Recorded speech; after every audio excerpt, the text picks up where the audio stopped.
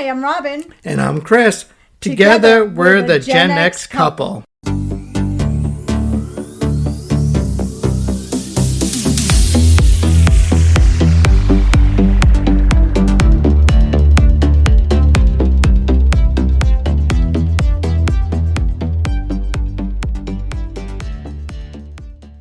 Hey guys. Take one. Hello, everyone.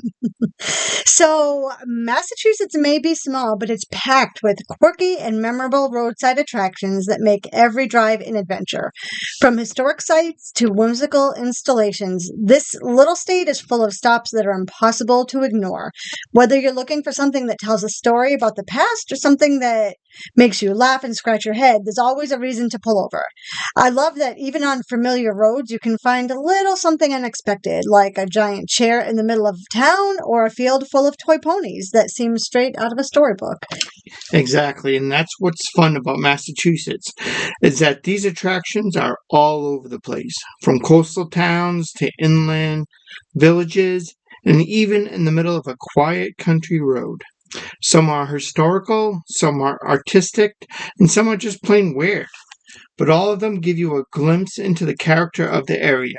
They are perfect for a quick stop on a long drive, or a photo opportunity, or even just a moment to stretch your legs and take something unusual in. And I love that you don't need to plan these ahead. Sometimes you just spot them from the road and you just decide to stop. How many times have I said to you, oh my God, pull over? Yes. How many accidents has you almost made me cause? Well, those aren't because of anything I've done. Those are because you're a terrible driver. But I digress. Fact. That is a fact. We should do a podcast just on how many one-way roads you've driven the wrong way up. We don't have that much time. We don't. Anyway, that's all part of the charm. These are the kinds of stops that you'll remember years later, the ones that make a road trip feel like an adventure instead of just a boring old drive. Some of these are educational, some are playful, and some are just so odd that you can't help but pull over and take a picture. I can't wait to dive into a few of our favorites, from the iconic to the utterly bizarre. Yeah, it's going to be like a good mix of historical icons, whimsical creations, and playful roadside novelties. We're going to tell you the stories behind each one. So buckle up, because our first stop is coming up, and it's one of the state's most famous historical sites. And this one's also a little bit of a joke because it's an inaccurate representation.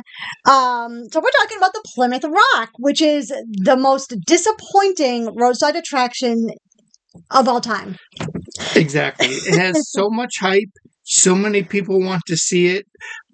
But if you can skip it, skip it. Skip it. It's not even the rock that the Pilgrims landed on. They landed somewhere in Duxbury, not even where the rock is planted. It's a symbolic symbol. It's just a rock with numbers on it. Yeah. And if the tide comes up high enough, you can't even see it. It's underwater. People throw trash in there, which is incredibly disrespectful. Don't ever do that. Don't litter, you guys. That's awful. But it's please the parking's skip it. Not that great either. Yeah. Well, in the summer, you do have to pay. It's all metered parking along there, unless you park far away and hoof it over, which you can do. But yeah, you'd have to be creative in your parking. But I think a lot of people, when they go there, they're expecting some kind of like a massive boulder they can climb on. And then they see this tiny little rock, and the disappointment is actually almost a tradition of its own, really. But I think the symbolism is really what makes people keep coming back. And it's a really great vista point in Plymouth. It's right on the harbor. You stop, you can see the rock with the harbor behind you. There's boats. It's a great little spot with grass, and it's a nice spot to have a picnic, but don't go just to see the rock. Please do not go out of your way to see the Plymouth Rock. Yeah, you can't even touch it or climb on it. It's just for you to look at. But you can take a photo, you can read the plaque, you can get a sense of history. And the Mayflower is right next door. It's a replica of the Mayflower. It's not the original Mayflower that the colonial people sailed over on, but it's an exact replica. But it's right behind the Plymouth Rock. So it is a roadside attraction, just not a good one. Plus, it's wicked expensive to get onto the Mayflower, too. I think they sell combination tickets with Plymouth Plantation, so you can do both the Plymouth Plantation, which is not right there. You'd have to drive to it, and then you can get onto the Mayflower too. Yep, and it's easy access. Yeah, it is. It's a symbol of the pilgrim's arrival, and it's a perfect way to kick off your quirky tour of Massachusetts and its unusual roadside attractions. It's definitely quirky, but again, remember, this is not the spot where the pilgrims landed when they came over here. So right, so you can pull off the road and snap a few photos, but we're going to warn you, it's not up to the hype it is. Yeah, it is definitely not. So let's move on to a much better roadside attraction. And I'm talking about the Lizzie Borden house, which is now currently a bed and breakfast. And it's in Fall River. And I think that this place has become one of Massachusetts' most intriguing roadside attractions because of its connection to a real historic event. We've actually talked about this in a past podcast, I'm pretty sure. But back in August of 1892, Andrew and Abby Borden were found dead in their home, this home that you can go drive by right now, or stay in there if you want to pay to stay at the bed and breakfast. And Andrew and Abby were each killed by hatchet strikes, and the case quickly became one of the most talked about murder investigations in the area. Lizzie Borden, who actually was Andrew's daughter, and it was Abby's stepdaughter, Lizzie Borden was arrested and tried for the murders, but she was acquitted in a widely publicized trial. So even though the evidence wasn't conclusive, the story has lingered in popular culture ever since, which is why so many travelers pull off the road to see this house. We have been there several times, actually. We've not stayed in the bed and breakfast, and we probably will never spend the night there. Yeah, I think maybe if we ever did such a thing, we'd have to plan to stay up all night and then get out of there and come home and sleep. But the tour was very interesting. You walk past the parlor where the family once sat. You can review some of the bedrooms, the furnishings that date back to the period. They have a replica of the couch. Yeah. And the room it was recreated. Abby's bedroom. She was killed upstairs in her bedroom. Yeah. And that room was recreated. And you're actually walking through the rooms that everything happened in. It's very captivating, and they give a good history of the trial also. Yeah, that's true. I think one of the things that's really striking about this story is how ordinary the house seemed at the time. It was a typical family home in an industrial New England city, and how dramatically it became part of the American legal history. Lizzie's trial brought issues of forensic evidence, media influence, and public opinion into the spotlight long before those were common topics. Whether or not you're fascinated by the macabre, the house gives context to a case that has been studied and debated for more than a century at this point. Yeah, and the tour, it doesn't focus on the sensationalism. It actually on the facts of what actually happened. There's historical markers, architectural details, and you almost gotta yeah, close though. And the cultural environment of the late 19th century make it a meaningful stop for anyone interested in history or law or how society responded to such a shocking crime at the time. Yeah, because they took us all around the neighborhood, like the church you went to and where Andrew Borden's business was located. And I'd say it's worth noting that while the Lizzie Borden house is often associated with haunted tours and sensational retellings, the official museum experience focuses more on the documented facts, on the court records and period context. You learn about the coroner's inquest, the courtroom drama, and the way that the case influenced later criminal investigations in America. And even though the outcome left Lizzie legally innocent, the house and its story have kind of become a roadside attraction. And it's a place where history feels very close and real. So, yeah, and it has a nice gift shop you can go in. And one of our first trips there, we went there with a fully charged camera and batteries. It was like a point-and-shoot camera. I put brand new batteries in it before we left, specifically because I wanted to make sure I didn't run out of batteries. Right. And then when we get inside, right, we're about to take our first picture. Batteries were dead. Yes. Dead. It was ridiculous. I was so infuriated. I did take pictures on my phone, but I wanted to get nicer ones on the camera, and something drained my batteries. I was not happy. And if you're watching any TV shows, it's been on many ghost hunter channels for you to look at. There's actually an episode of Supernatural that took place in the Lizzie Borden house. Do you remember that? It was in one of the later seasons. They did go to the Lizzie Borden house. Okay. Was it with the ghost? What were they called? The ghost chasers? What were they Ghost facers? Ghost facers, yes. Yeah. Was it with them? I can't remember. But there was an episode of Supernatural, which is one of the greatest television shows to ever air on television. And I think I actually just heard that Netflix doesn't have it anymore. I think they got rid of it, which is a crime. It is. Shame on you, Netflix. Bring that back immediately, because that was a phenomenal show. Anyway, we're going to move on. If you're in Fall River, you just Google the address for the Lizzie Borden house, and you can drive right by it. But next, we're going to move on to actually two of Massachusetts' most iconic big bottle attractions. And both are celebrating a very simple theme, which is milk. And the first is the Hood Milk Bottle in Boston, which is a towering 35-foot-tall milk bottle-shaped structure that's outside the Boston Children's Museum on Congress Street. Though it wasn't originally built there, the bottle has become a beloved city landmark that evokes the golden age of American roadside novelty architecture. Yeah, the Hood Milk Bottle was originally constructed in 1933 as an ice cream stand in Taunton, Massachusetts, and part of the Hood Dairy's efforts to make its product in a fun, attention-grabbing way. At a time when automobiles were becoming widespread, oversized shaped buildings like this, often called programmatic architecture. I'm going to let that slide. Okay, thank you.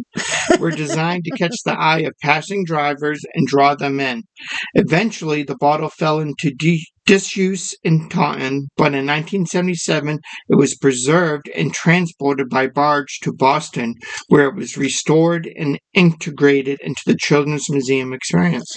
And today, the Hood Milk Bottle continues to serve snacks and ice cream during museum hours, making it both a functioning eatery and a piece of living history. While it's not right off the highway like the classic roadside attraction in more rural states, it feels like one, and it brings the same spirit of whimsy to an urban environment. Visitors walking along Congress Street often stop just to take pictures and admire its bright colors, and really just to remember a time when roadside buildings were designed to look like what they sold, which is pretty cool. Now, if you go south of Boston, if you're driving Route 138, you'll find another giant bottle attraction with a very different but equally rooted history. It's the Milk Bottle Restaurant in Raynham, Massachusetts. This roadside favorite features a 50-foot-tall milk bottle that rises above the restaurant building, creating a landmark that's hard to miss from the highway. Mm-hmm. And unlike the Hood Bottle, which was preserved and repurposed, the Raynham milk bottle was built specifically to attract customers to the restaurant and has been doing that for decades. Yeah, I went there as a kid. It's been there that long. Yeah. So the Milk Bottle Restaurant has been welcoming travelers and families and locals since the mid-20th century, and it offers classic breakfast fare, and I think they have ice cream there too.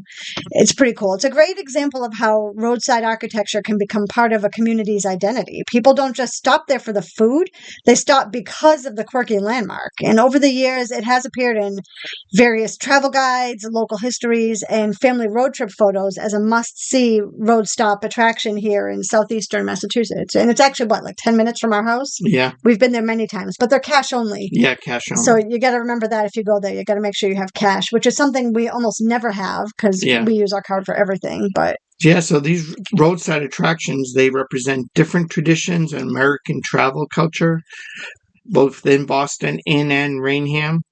And they're both celebrated dairy in a playful, outsized way, and both have become focal points for memories, photos, and stories shared by generations of travelers. Exactly, because when you visit either one of these, you're experiencing a piece of Americana, the kind of roadside creativity that says, pull over, take a break, and enjoy something unexpected. So whether you're grabbing a snack outside of the museum in Boston or sliding into a booth at a classic diner in Raynham, the big bottles stand as tall reminders that the journey and the quirky stops along the way can be just as memorable as the destination. And next up, this is a little something that's a little mysterious and a little romantic. Have we been here? I think we've been here. Mm-hmm. I can't remember if we've been to this one or if we've been to Hammond Castle. I I forget. think we've been to both. But we're talking about the Bancroft Castle in Groton, Massachusetts.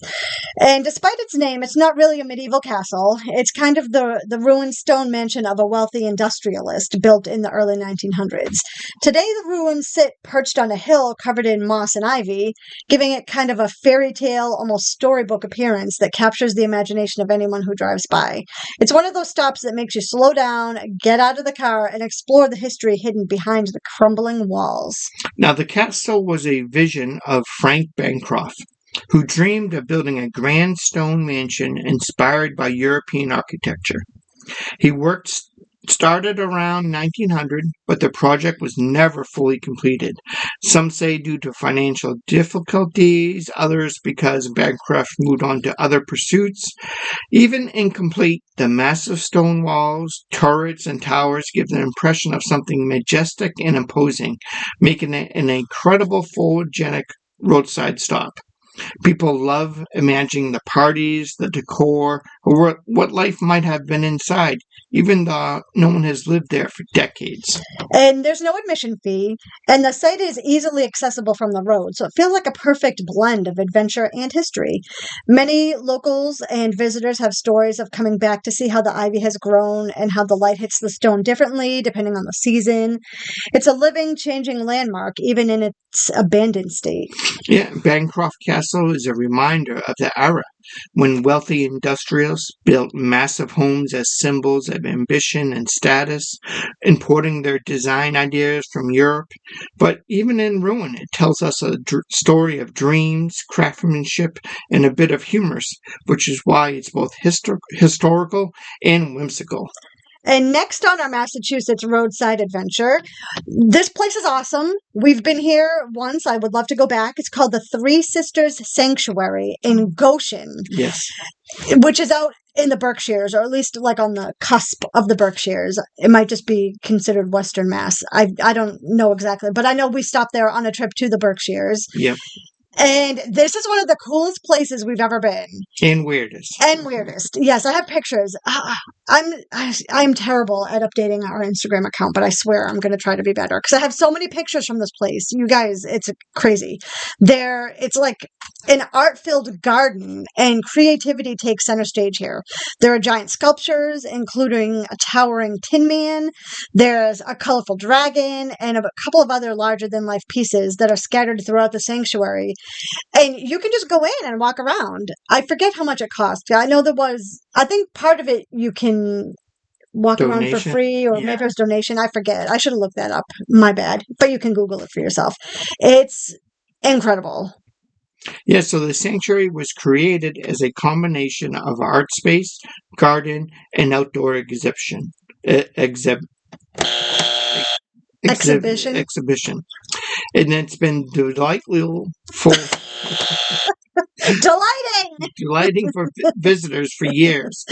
You can walk around, peek behind sculptures, and get lost in the fantastical details. Each visit is unique because new pieces and arrangements appear from time to time, keeping the experience fresh and playful.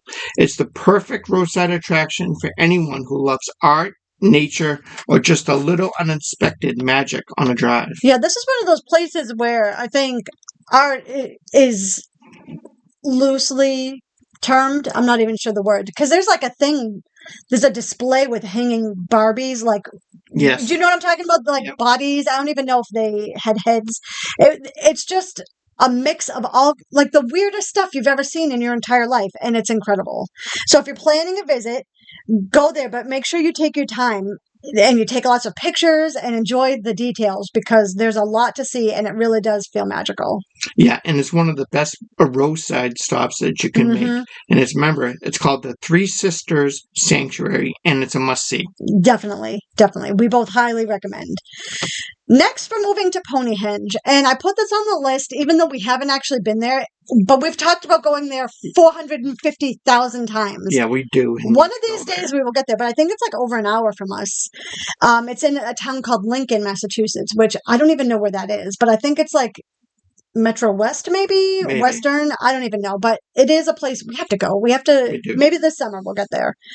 But you can Google it. I've seen pictures. I've seen many people post pictures of going there. So what it is, it's a field full of abandoned rocking horses, or like ride-on pony, like the kind with a stick with the pony head. So it's just all kinds of abandoned rocking horses, and some of them are partially buried in the grass or arranged in strange formations, and it feels kind of like a whimsical sculpture garden created by, I don't even know, I think people just add to it when they have a rotting or a rocking horse that they no longer use. Yeah, it's been a local curiosity for years. No one knows exactly who started it or why it continues to evolve. Some say it began as a way to get rid of old toys, while others think it's an ongoing collaborative art project by anonymous contributors. The collection changes constantly. Pieces appear, disappear, or get repositioned, which gives it an almost magical, ever-changing quality. It's part mystery, part roadside oddity, and part folk art. And that's what makes it so compelling for visitors for all ages. I know, it's playful and kind of eerie at the same time. You never know what you're going to see when you go there, and it keeps people guessing as to how long each toy has been there, who put it there. It's not exactly a museum, but it's free, and it's very much like found art, which makes it feel authentic and kind of a little rebellious, Yeah, it's one of those, Ponyhenge is one of those stops that inspires stories, photos, imagination, and it's a perfect example of a Massachusetts quirky side stop. Absolutely. So our last stop is actually the Bicentennial Giant Chair in the town of Gardner, which is a 20-foot tall, 3,000-pound chair that is impossible to miss. Gardner is known as the Chair City because of its long history in furniture manufacturing, and this oversized chair was built in 1976 to celebrate the town's bicentennial. It's a playful tribute to that heritage, designed to honor the craftsmanship of the local furniture makers while giving visitors a fun and memorable photo op. So what makes this chair so fun is the sheer scale and size. You get a real sense of what it would feel like to shrink down and sit in a chair made for giants. Isn't there a chair like that down in P-Town? I'm 99.6% sure. There's one near the beach in Provincetown. So families love climbing up on the base for photos, kids pretending they're entering a world where everything is enormous. It's like some other quirky roadside stop we visited that we love. Yeah, the chair also tells a story about Gardner itself, and it connects the town's past to a fun visual landmark that travelers can enjoy. It's not just a novelty, it's a celebration of local pride and history wrapped up in something whimsical. I feel like we've said whimsical a lot, but these things are whimsical. So, yes. Whimsical. And yeah, people have been sharing photos of this ginormous chair for decades. And it's a perfect finish to a road trip through Massachusetts. And all the What? Through where? Massachusetts. Thank you. And all the entertaining roadside attractions, from the Plymouth Rock to the Ponyhenge and everything in between, the chair leaves a lasting impression that's huge, quirky, and entirely unique. I think you said quirky, and I'm going to let that slide, but you did. So yeah, there's a ton of cool roadside attractions. I'm sure there's more that I didn't even think of in Massachusetts. I just went with the ones on the top of my head. But whether you're a history buff or a fan of quirky stuff or just looking for a good photo op, Massachusetts has a roadside stop for everyone. Yep, and it's full of unexpected delights, and it's a reminder that the adventure is in the journey as much as the destination. I'm going to try really, really hard to remember to post pictures from the Three Sisters Sanctuary. You guys aren't even going to believe how cool this place is. And that's it. So we'll see you later, alligator. In a while, crocodile.